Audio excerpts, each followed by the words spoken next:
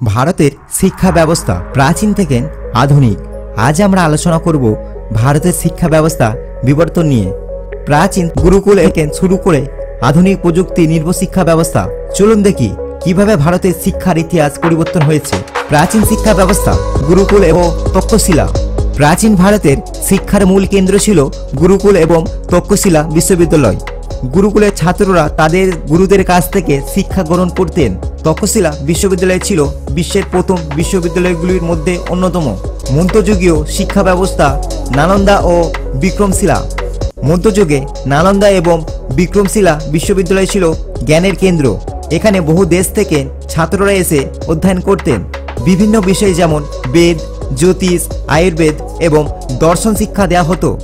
British শাসনামলের শিক্ষা। British শাসনামলে ভারতের শিক্ষা ব্যবস্থা উল্লেখযোগ্য পরিবর্তন আসে। ম্যাকলের মিনিটের মাধ্যমে ইংরেজি মাধ্যম শিক্ষা শুরু হয়। এটি ভারতের শিক্ষার ধরন ও পদ্ধতিতে বড়সড় প্রভাব ফেলে। স্বাধীনোত্তর শিক্ষার ব্যবস্থা। স্বাধীনতার পরে ভারতের শিক্ষা ব্যবস্থা পুনর্গঠন করা হয়।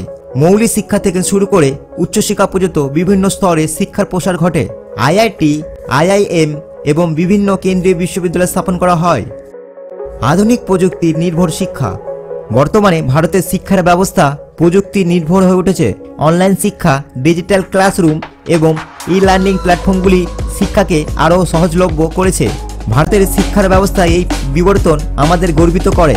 প্রাচীন থেকে আধুনিক শিক্ষার ধারা আমাদের সমাজকে উন্নত এবং সমৃদ্ধ করেছে। ভিডিওটি ভালো লাগলে লাইক করুন, শেয়ার করুন এবং চ্যানেলটি সাবস্ক্রাইব করতে ভুলবেন না।